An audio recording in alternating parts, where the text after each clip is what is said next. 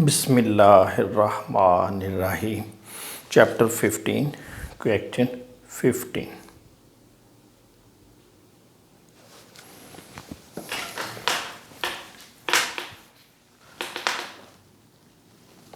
A trader, by preparing his trial balance, found rupees 780 excess debit and transferred it to the suspense account.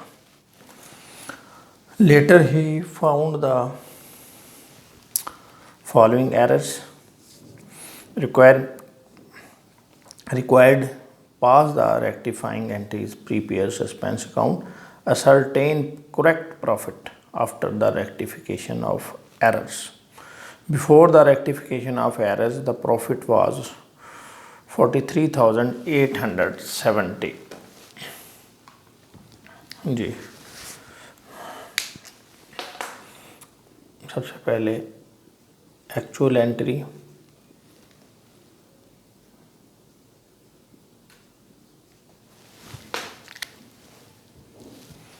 इसके बाद entry जो accountant ने की है,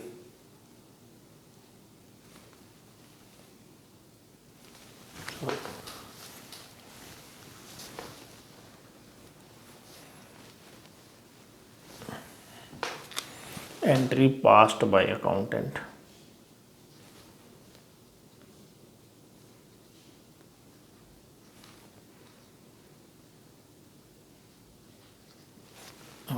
इधर आएगा रेक्टिफाइड एंट्री।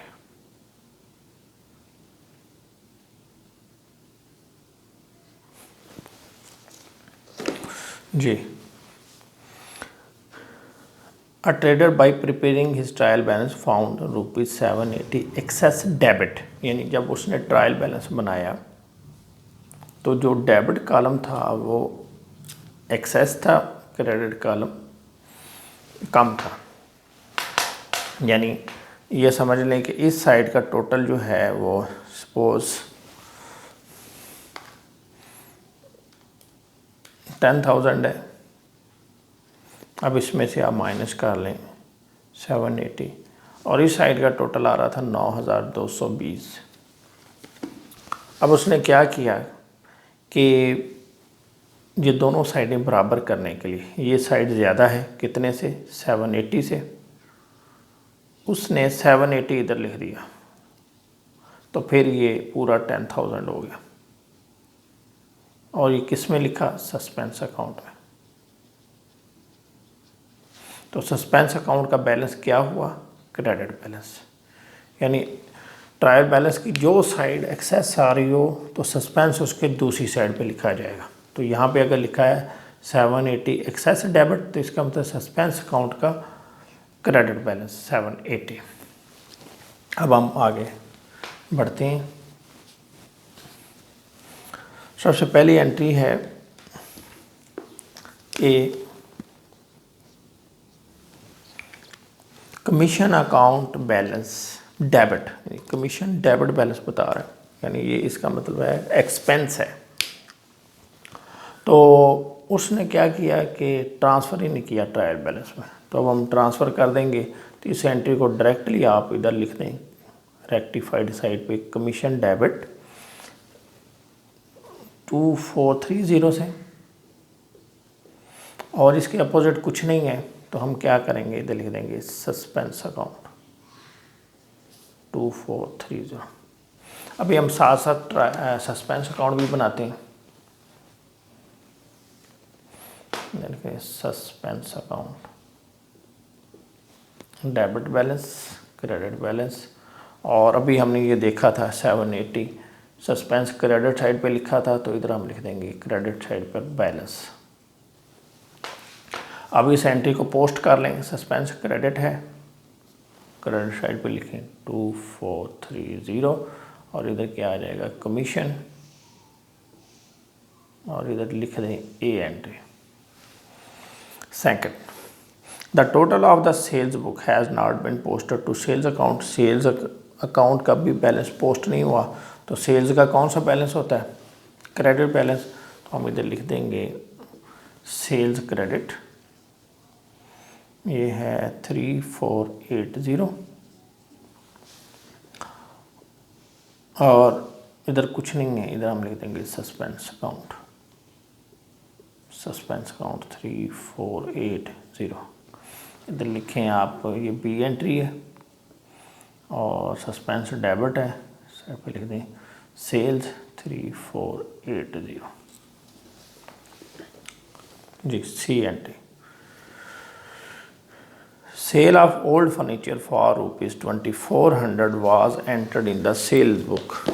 फर्नीचर बेचा है तो एंट्री होनी थी cash debit, furniture credit. Asset जब बेचेंगे तो एसेट के नाम को ही क्रेडिट कर 2400।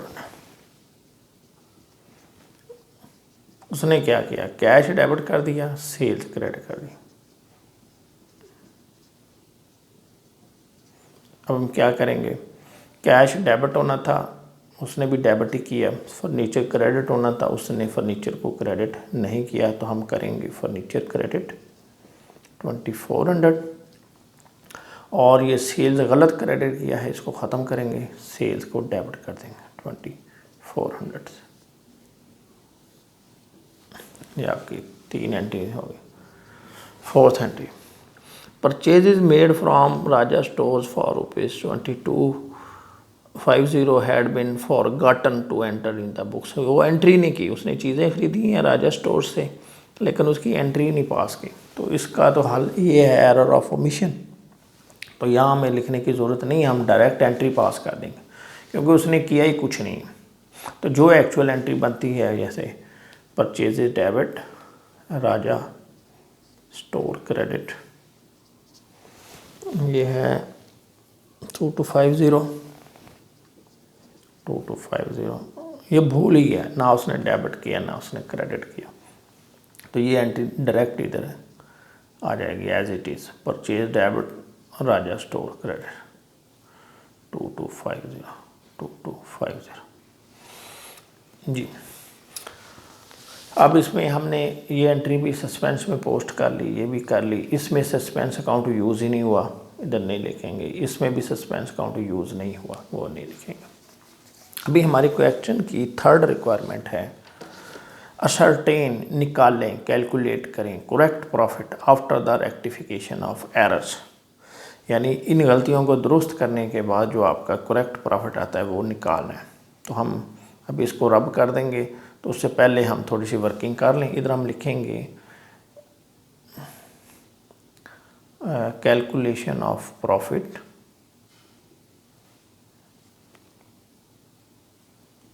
After rectification, after rectification of errors. आप पूरा लिख लें अच्छी तरह से और ये बना लें। इधर लिखिए प्रॉफिट बिफोर करेक्शन। ये प्रॉफिट उसने बताया हुआ है 43870।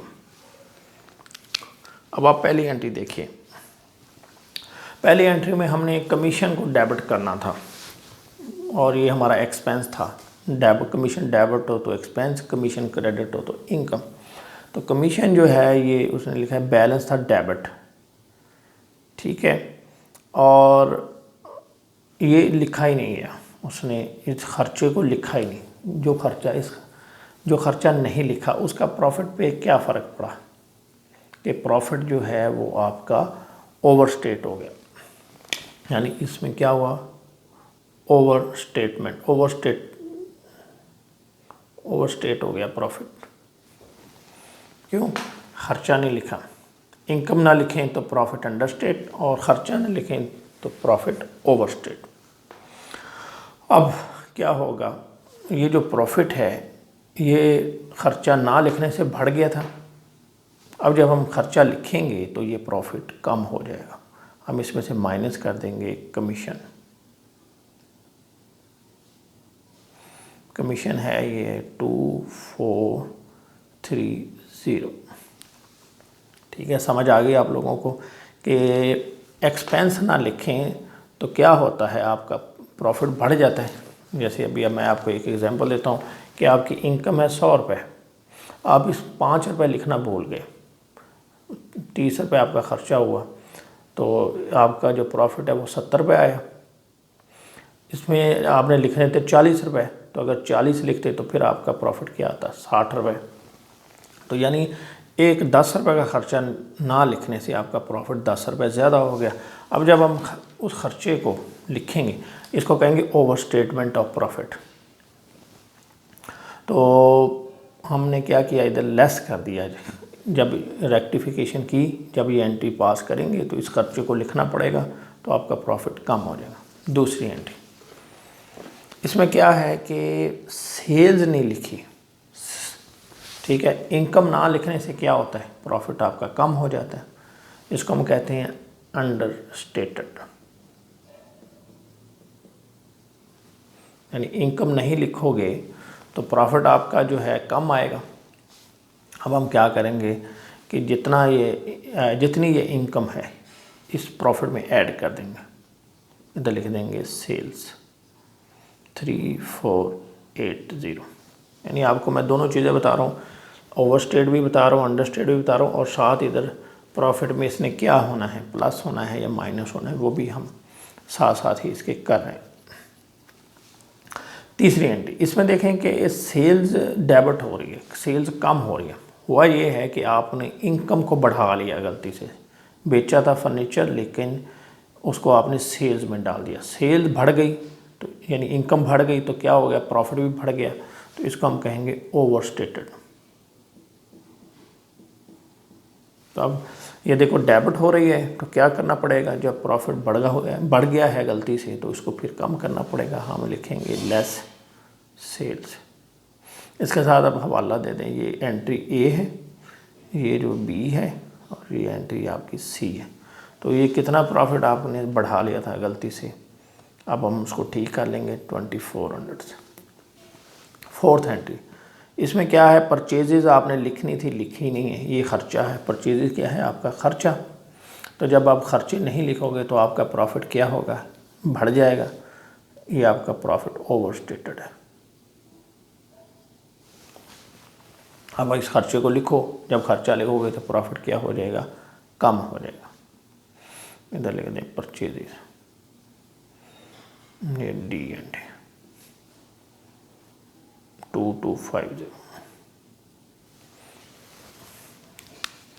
अब ये 4 एंट्रियाँ हो गई, अब ये 2 रहती हैं, वो हम करके फिर इन दोनों को बैलेंस करेंगे।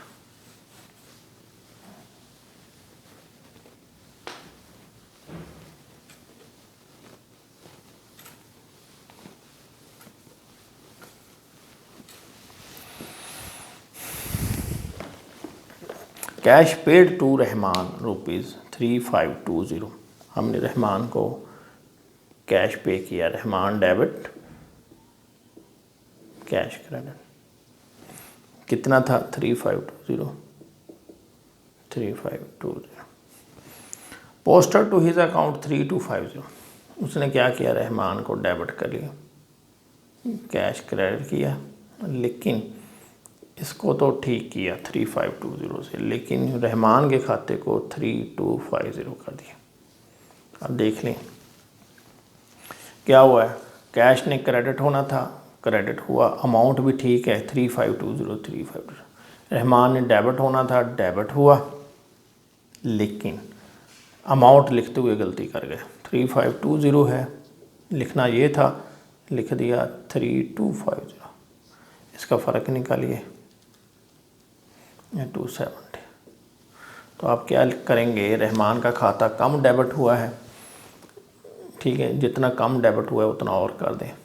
रहमान 270 डेबिट। अब क्रेडिट में क्या बचा, कुछ भी नहीं लिखने के लिए। तो हम क्या करेंगे, यहाँ पर लिख देंगे सस्पेंस अकाउंट।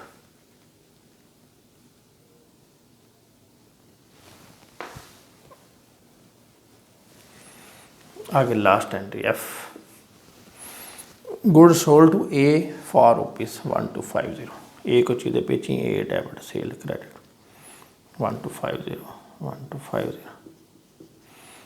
उसने क्या किया, बी डेबिट, सेल क्रेडिट 1250। अब इस एंट्री को देख लें आप, क्या सेल क्रेडिट होनी थी, क्रेडिट हुई, अमाउंट भी ठीक है। ए डेबिट होना था, नहीं हुआ, हम करेंगे ए डेबिट 1250। बी गलत डेबिट हुआ है, ठीक करो, इसको ख़त्म कर दो क्रेडिट देकर 1250। तो एंट्री बन गई ए डेबिट बी क्रेडिट। अब इस एंट्री में एक तो आ रहा है सस्पेंस अकाउंट,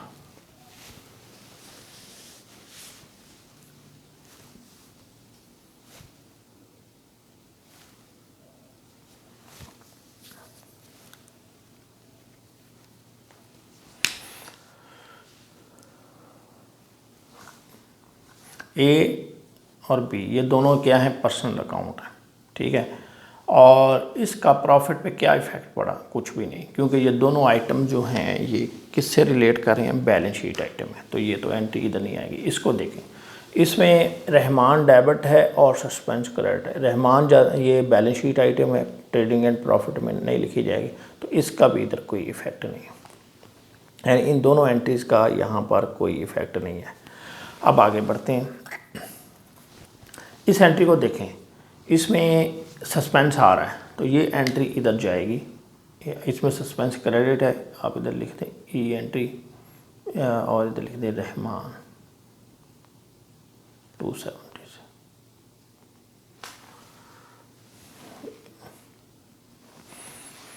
ये ओके हो गया। अब हम देखते हैं कि हमारा जो सस्पेंस अकाउंट है ये नील हो रहा है या नहीं हो रहा।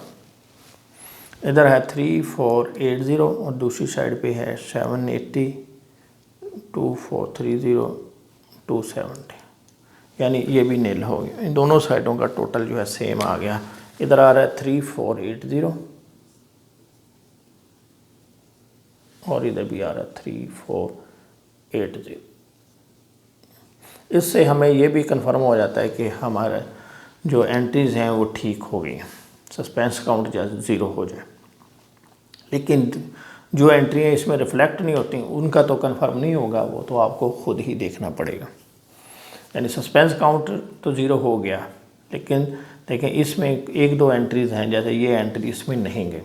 अब इस एंट्री की जो ऑथेंटिसिटी है वो चेक नहीं हो सकती, वो आपको खुद ही देखना पड़ेगा। पर ये सस्पेंस अकाउंट ओके।